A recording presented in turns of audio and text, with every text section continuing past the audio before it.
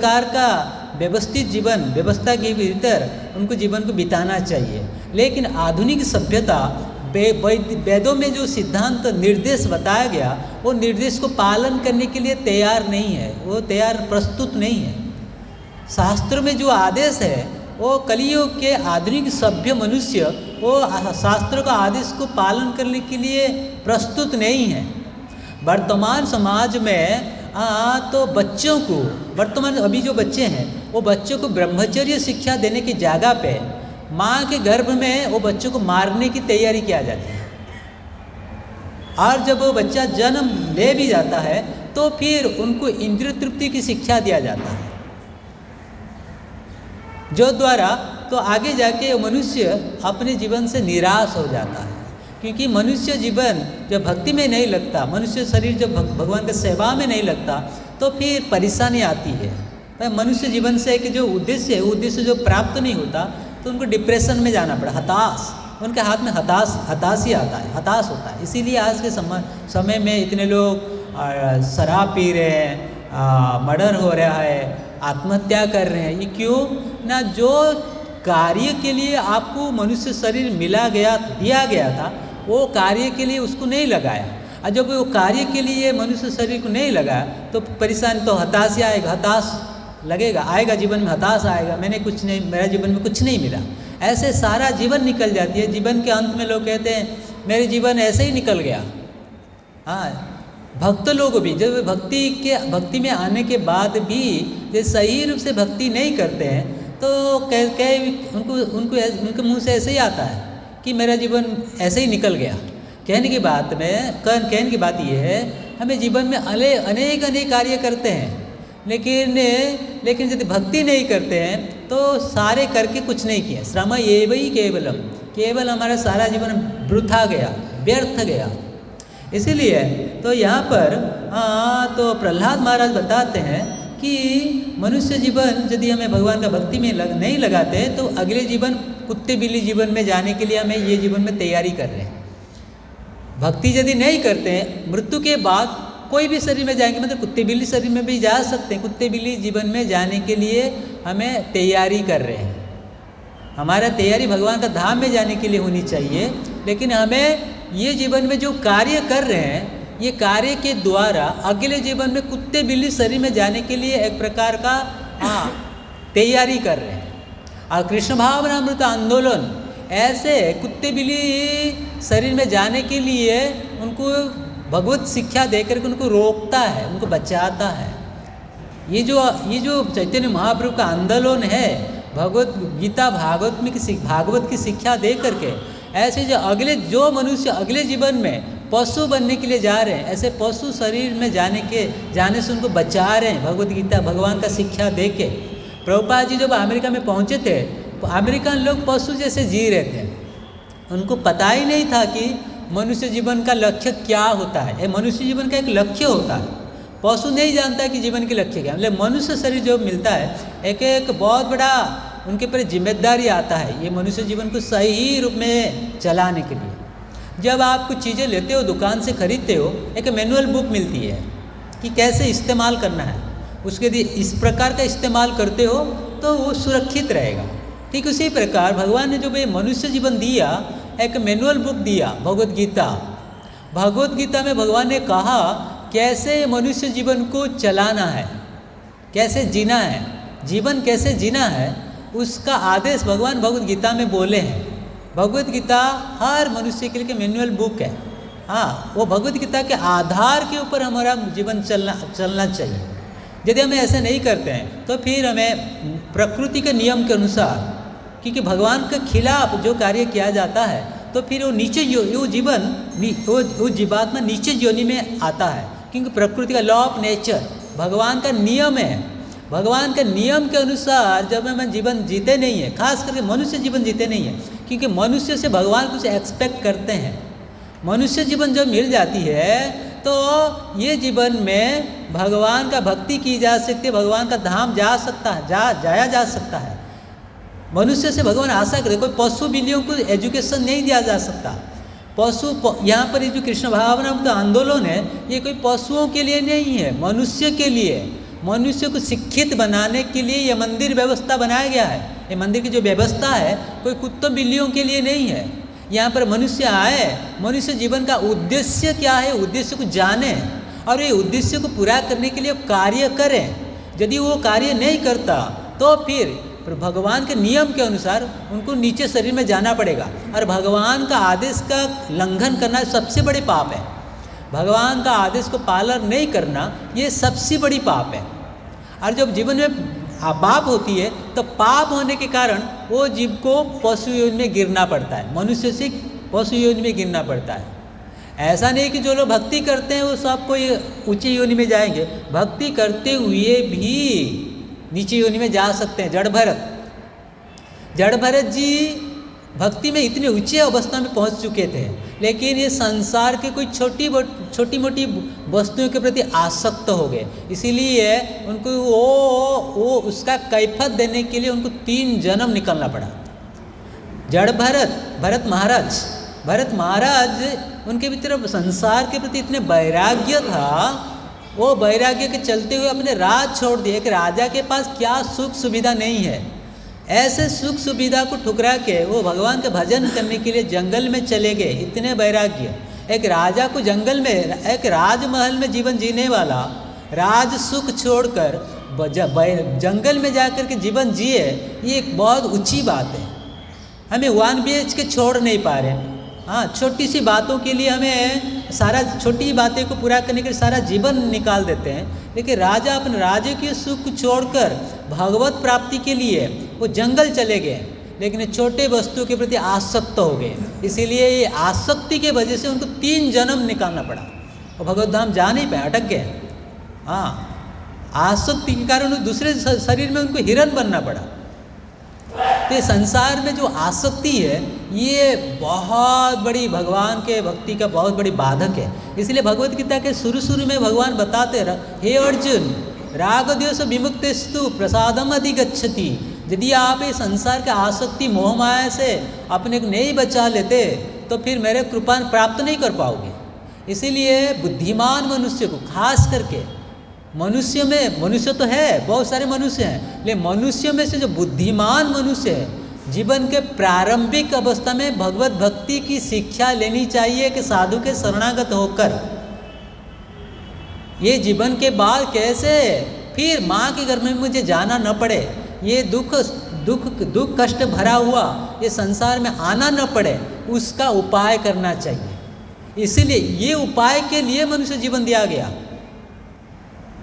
खाने के लिए नहीं मिला कि बहुत पैसा जीवन में कमा नहीं पाया, बेटा को इंजीनियर नहीं बना पाया, अमेरिका नहीं भेज पाया, आलिशान बंगला नहीं बना पाए, ये जीवन की प्रयास नहीं होनी चाहिए। प्रहलाद महाराज के तत्प्रयास न कर्तव्य, इसके लिए ये प्रयास के लिए हमारा कर्तव्य नहीं होना चाहिए। कर्तव्य किसके लिए?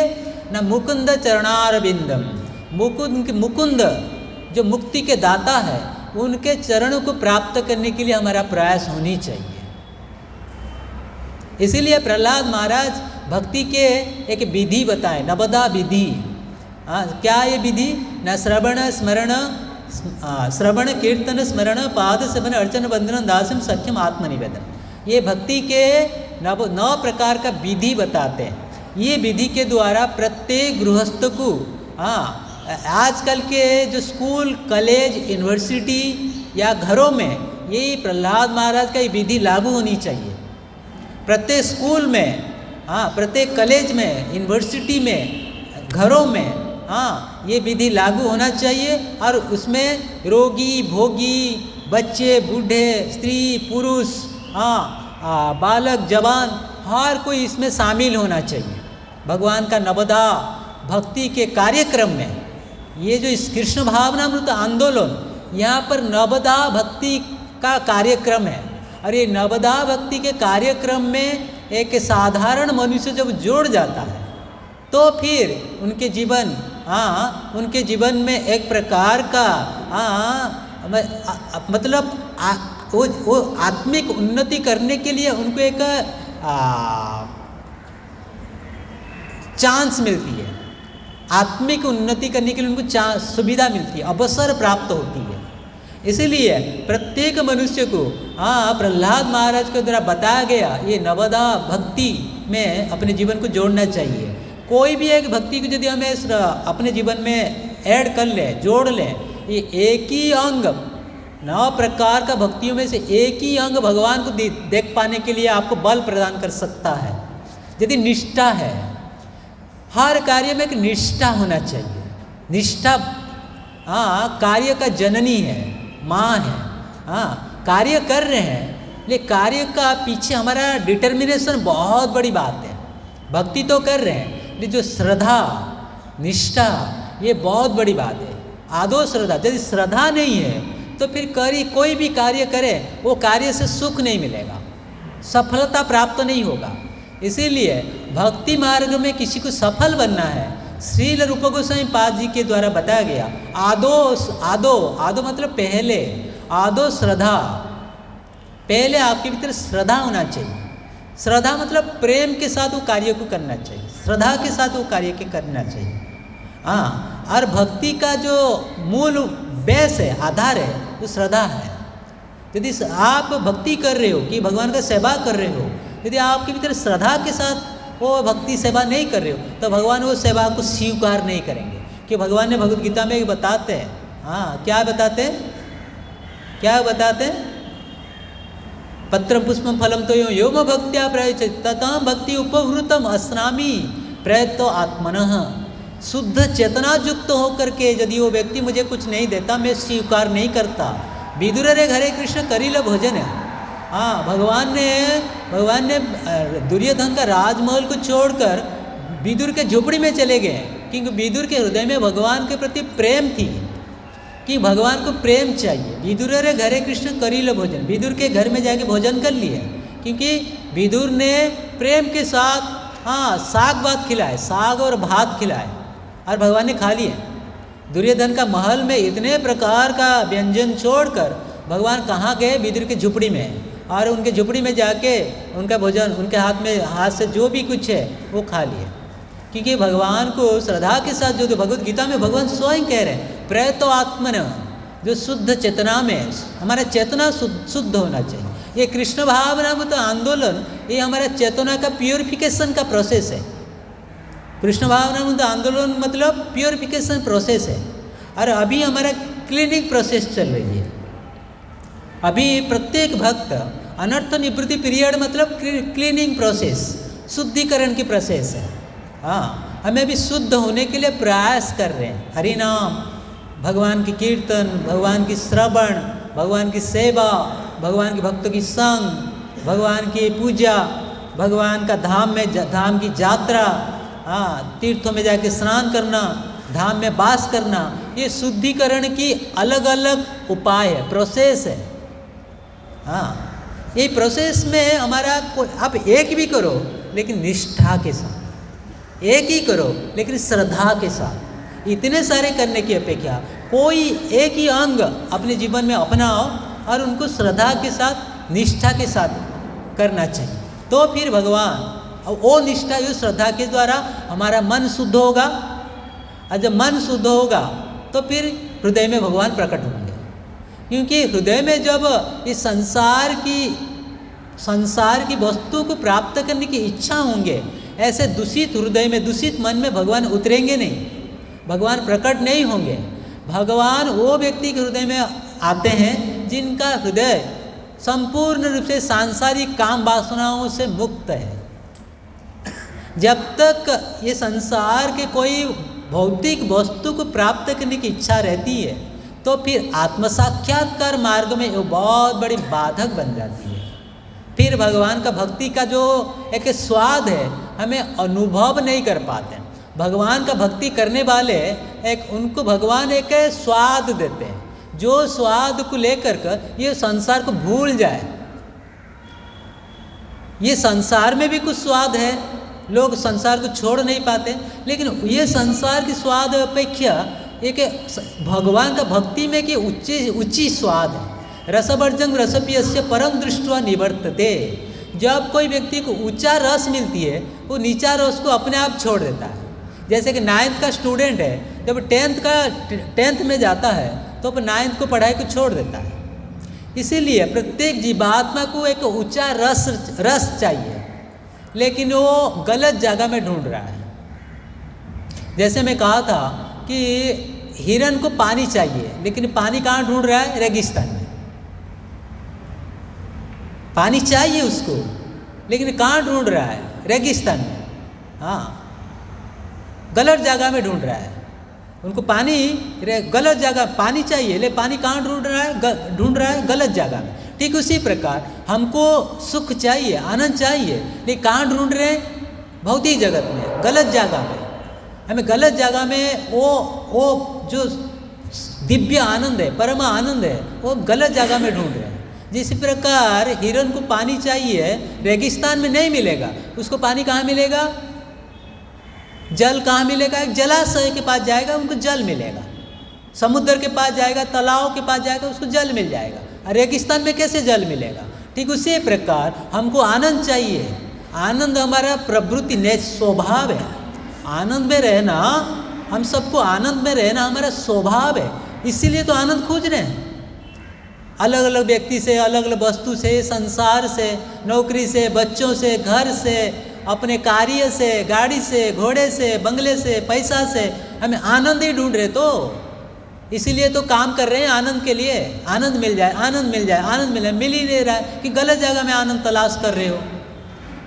यदि किसी को सच्ची आनंद चाहिए, भगवान का भक्तों में कि भगवान का भगवान में, ये दो जगह में हमको आनंद मिल सकती है।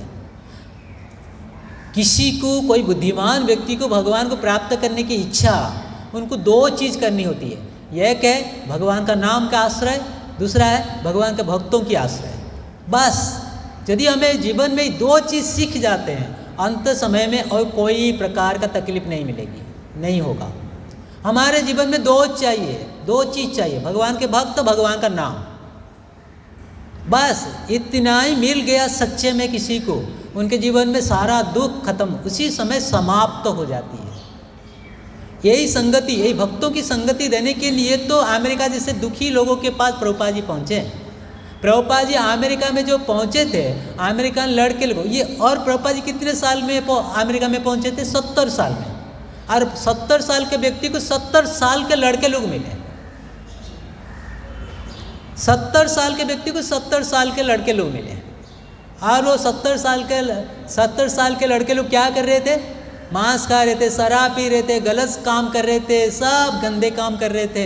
हाँ, और अमेरिका का गवर्नमेंट परेशान हो गया था, कैसे जवानों को मैं बचाऊं, किस प्रकार मैं बचाऊं ये अमेरिकन लड़कों को, ऐसे गलत कार्य में लिप्त हैं, कार्य कर रहे हैं। हाँ, अरबों रुपया खर्च करने के बाद भी गलत कार्य से अमेरिका का सरकार बचा नहीं पा रहे थे। लेकिन प्रभुपाद जी 70 साल के वृद्ध व्यक्ति, एक वृद्ध व्यक्ति को कौन देखेगा? एक वृद्ध व्यक्ति के पास क्या है? ले प्रभुपाद जी के पास ऐसे एक चमत्कार था, वो चमत्कार था भगवान का नाम। यही नाम को देख करके प्रभुपाद जी अमेरिकन जवानों को जब एक गलत नशा से, गलत कार्य से बचा लिए, अमेरिका का सरकार ताजुब रह गया, कैसे ये संभव हुआ? अरबों रुपया खर्च करके जो कार्य मैं नहीं कर पा रहा था, ये भारत से आया हुआ है स्वामी जी, 70 साल के स्वामी जी, ये कर दिखाया। ये कैसे हुआ? ये है भगवान का नाम का शक्ति।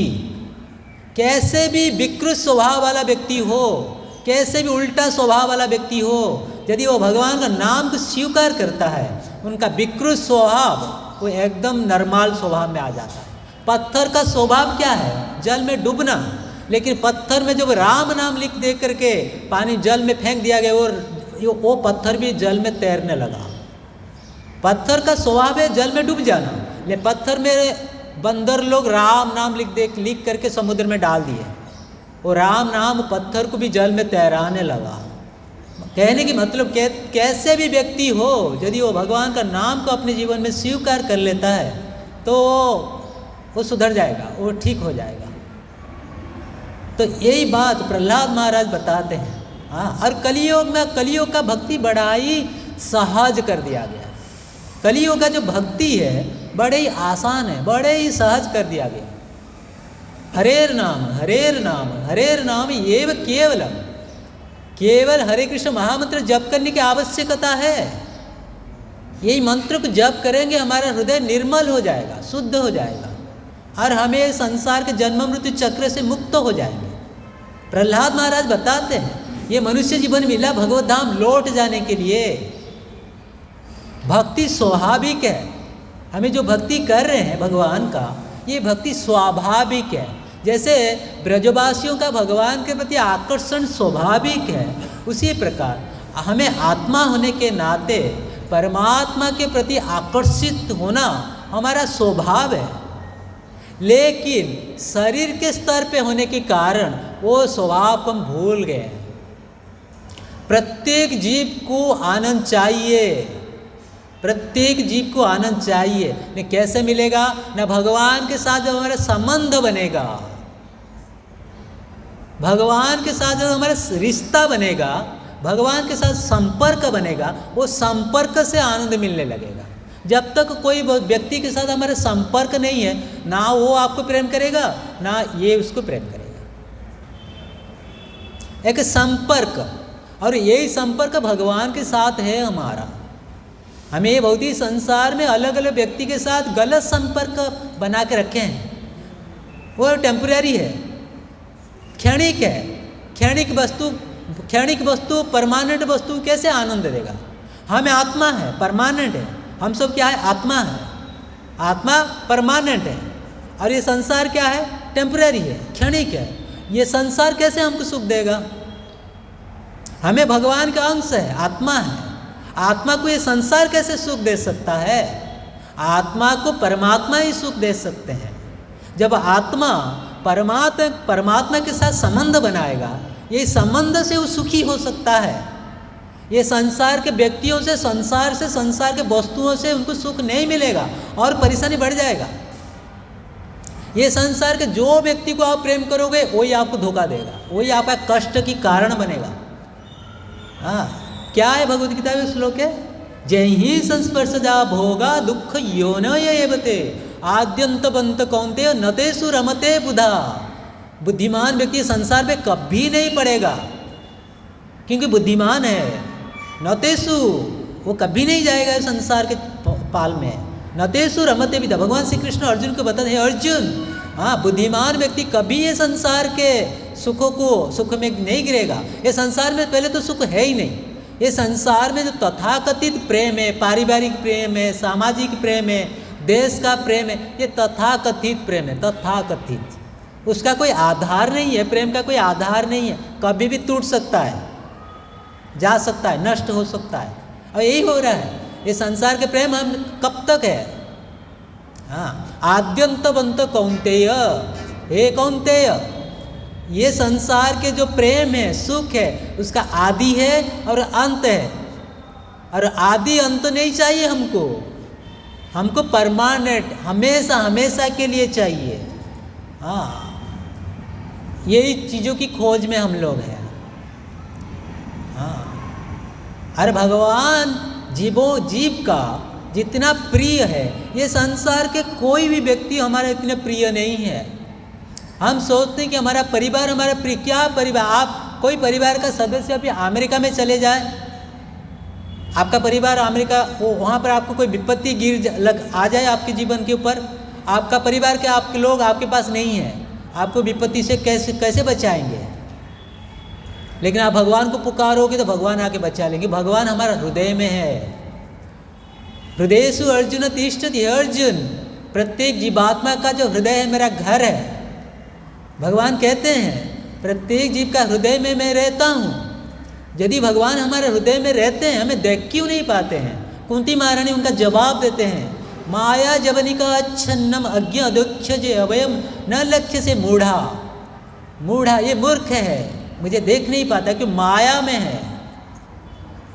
माया में जब जीव जाता है, भगवान का दर्शन नहीं होता। मायाग्रस्त जीव न है, उसका कृष्ण का स्मरण नहीं होगा। हमें कृष्ण को स्मरण नहीं कर पाएंगे।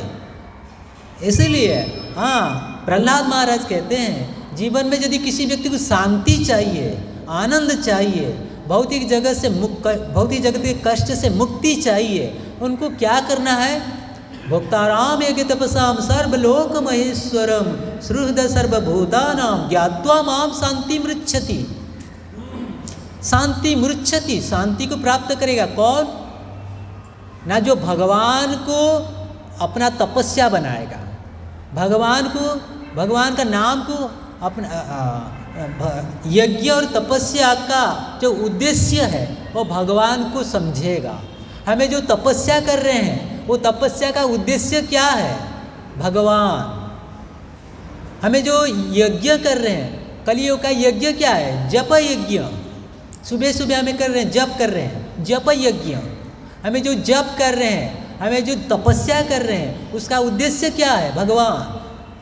हमारा उद्देश्य होना चाहिए यज्ञ, हमारा यज्ञ, हमारा तपस्या, हमारा जप का, हमारा तपस्या का उद्देश्य क्या होना चाहिए? ना भगवान। ये दो बात। और दो बात क्या है? ना भगवान को जानना चाहिए, वो सबका सुहृद है। सुहृद मतलब सबका अच्छा चाहते हैं, सबका अच्छा चाहते हैं। दूसरा, वो सर्वलोक महेश्वरम, वो सबका मालिक है। दो बात ये, इतने बात जान जाएंगे, हमको ये भौतिक जगत के कष्ट से मुक्ति मिल जाएगी, मुक्ति मिल जाएगी। जब हमको भौतिक शरीर मिलती है, ये भौतिक शरीर में दो चीज होती है, एक होता है सुख, दूसरा होता है दुख। और हमारा सारा जीवन निकल जाती है ये दो के पीछे, सुख प्राप्त करना, दुख से बचना। लेकिन प्रहलाद महाराज कह रहे ये चक्कर में मत जाओ। दुख के विरुद्ध में लड़ना और सुख के लिए प्रयास करना, ये केवल समय का बर्बादी है। कौन दुख चाहता है? दुख आता है ना। सुखम इंद्रियकं दैत्यं देहो जोगेन सर्वत्र। हाँ, दैवात। हाँ, सबको सुख चाहिए। हाँ, सबको इंद्रिय तृप्ति चाहिए। मान लो आपको इंद्रिय तृप्ति चाहिए ना, खाने की सुख लेना चाहते हो, देखने की सुख लेना चाहते हो, कोई शरीर के स्पर्श करके सुख लेना चाहते हो, कोई सुख चाहिए ना। ये तो भी कोई भी शरीर में जाओ तो मिल ही जाता है। कुत्ता नहीं खाता है क्या? कुत्ता नहीं सोता है क्या? कुत्ता अपना दुनिया नहीं बनाता है क्या? कुत्ता भी करता है ना ये कार्य, आहार निद्रा भय मैत्री, कुत्ता भी करता है, मनुष्य भी करता है ना। तो कोई शरीर में जाओ ये चार काम तो होता ही रहता है।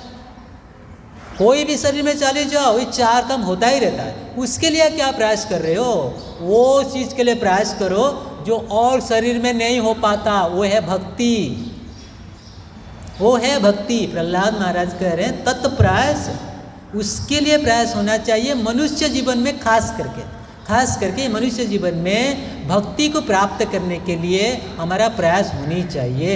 यही बात जो युधिष्ठिर महाराज नारद मुनि के सामने बताते, मूढ़ मैं मूर्ख व्यक्ति हूँ, गृहस्थ जीवन में हूँ।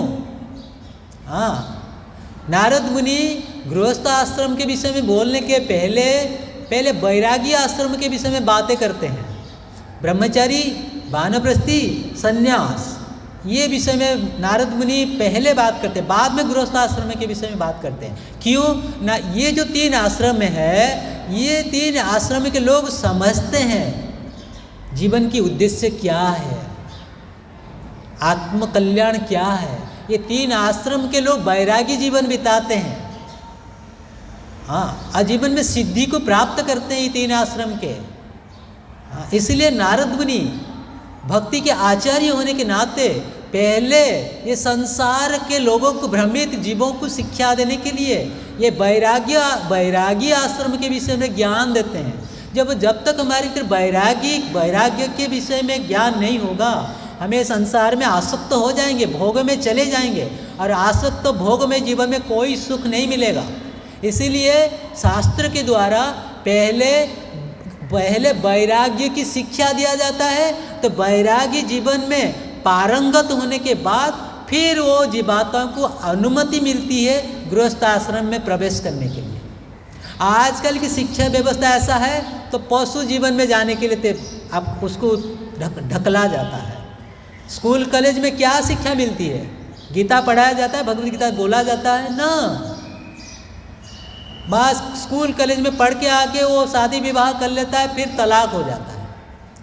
घर घर का कहानी बनती है, झगड़ा होता है, किसी का जमता ही नहीं है। घर में किसी भी रह भी गए, झगड़े ही झगड़े, शांति नहीं है। कहते हैं लोग शांति नहीं है घर में। मंदिर में आ गया, हाँ शांति मिला। कहने की बात मतलब क्या है? भगवान का भक्ति में शांति है, ना दुनिया में है ना घर में है, कोई पे नहीं है, भगवान का पास ही शांति है। इसीलिए प्रभुपाद जी बताते हैं कि युधिष्ठिर महाराज बताते हैं कि नारद मुनि बताते हैं एक गृहस्थ व्यक्ति को अपने पारिवारिक सुख आरामदायक जीवन को छोड़कर तपस्या की जीवन स्वीकार करना चाहिए जितना जल्दी। जीवन बहुत कम है, फिर कलियुग है। हाँ, और आज के प्रसंग में कर्दम मुनि शर्त रखते हैं उनके पिताजी, देवहूति के पिताजी के सामने, आपका पुत्री के साथ में सारा जीवन भर के नहीं रहने वाला। बस एक आदर्श पारिवारिक जीवन बिताने के बाद, आदर्श संतान आने के बाद मैं छोड़ के चला जाऊंगा। और यही भी किए। शास्त्र के अनुसार जो विधान बताया गया वो विधान को अच्छी तरह से पालन होना चाहिए। ये पालन नहीं हो रहे करके आज सारा समाज में उत्पात मच रही है। हाँ, और यहाँ पर कहा गया है कि कर्दम मुनि बोले मैं आपका पुत्री को छोड़ करके मैं जंगल चला जाऊंगा। मैं कलियुग के लोगों को बोलोगे जंगल चला जाओ, कैसे जाएगा? सारा जीवन भर शहर में रहा, सारा जीवन शहर में रहा, और बाद में बोलोगे तू जंगल में जाओ, वो कैसे जाएगा? जंगल में जाने का मतलब है कि संपूर्ण रूप से भगवान के ऊपर निर्भर रहना। यही बात को प्रहलाद महाराज बताते हैं। यदि हमें कृष्ण भावनामृत बन के यदि घर में नहीं रहते हैं, वो घर आपके लिए अंधा कुआं बनेगा, अंधा कुआं बन जाएगा। यदि आपके साथ भगवान का संबंध नहीं बन पाया, भगवान के साथ में रिश्ता नहीं बना, ये बिना रिश्ता के यदि आप एक घर में रह रहे हो तो वो घर आपके लिए अंधा कुआं है, अंधकूप। तो बहुत बड़ा दुर्गति में, बहुत बड़ी विपत्ति में, खतरे में है। इसीलिए सलाह दिया जाता है एक गृहस्थ व्यक्ति कुछ बाहर जाके मरे, घर में ना मरे। घर में आसक्ति होती है, घर में आसक्ति होती है, और वही जगह में आसक्ति मरे पर ये घर में आओगे कीड़े मकोड़े पेड़ पौधे कुछ भी बन के आना ही पड़ेगा। बाहर मरोगे, घर के प्रति वैराग्य होगा। हाँ, इसलिए प्रहलाद महाराज आचार्य है, महाजन है, वो बताते हैं वनम गतम, वन में जाओ। 50 साल के बाद वन में जाना चाहिए। अरे आजकल तो 50 साल कोई जीते ही नहीं है, कैसे जाएगा वन में? 50 साल तो जो लोग जीवित नहीं रहते हैं, 20-30 के आगे कहाँ का क्या क्या हो जाता है ऐसे। क्योंकि ये वर्णाश्रम पालन नहीं हो पाता, क्योंकि लोग 100 साल जीते नहीं है, तो 100 साल जहाँ तक जीते नहीं हो तो वर्णाश्रम कैसे पालन होगा? हाँ, तो वर्णाश्रम पालन करें तो 20 साल की उम्र से ब्रह्मचारी बन जाना चाहिए, वानप्रस्थी बनना चाहिए।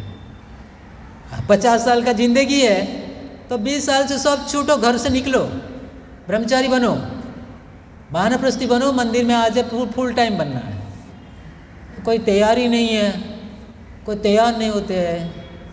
वहाँ जो सुविधा मिल गया उसमें हमें बाहर से यहीं पे रहना है सारा जीवन। फिर तो बहुत बड़ा हानि हो जाएगा मनुष्य जीवन का, जो भगवान ने दिया। हाँ, ये मनुष्य बनाया, बहुत बड़ी नुकसान हो जाएगा। ये बात को शिक्षा देने के लिए कर्दम मुनि कह रहे हैं, हे स्वयं मनु, हाँ आप आए हो मेरे पास आपका कन्या को लेकर, ठीक है मैं आपका कन्या को स्वीकार करूँगा, लेकिन सदा के लिए मैं ऐसा जीवन में नहीं रह सकता। बात थोड़े समय के लिए इस प्रकार का जीवन को स्वीकार करूँगा, फिर उसके बाद हाँ भगवान की प्रसन्नता के लिए मैं निकल जाऊँगा। और वही भगवान की प्रसन्नता के लिए हाँ हमको मनुष्य जीवन मिला। हाँ, उसके लिए ये जीवन का इस्तेमाल होना चाहिए। भगवान कैसे खुश हो, इसके लिए मनुष्य जीवन मनुष्य जीवन में कार्य होना चाहिए। हरे कृष्ण कृष्ण कृष्ण हरे हरे, हरे राम राम राम हरे हरे। श्रील प्रभुपाद की। प्रश्न है? समय हो गया। किसी का कुछ प्रश्न है क्या? निताय गौर प्रेमानंदे।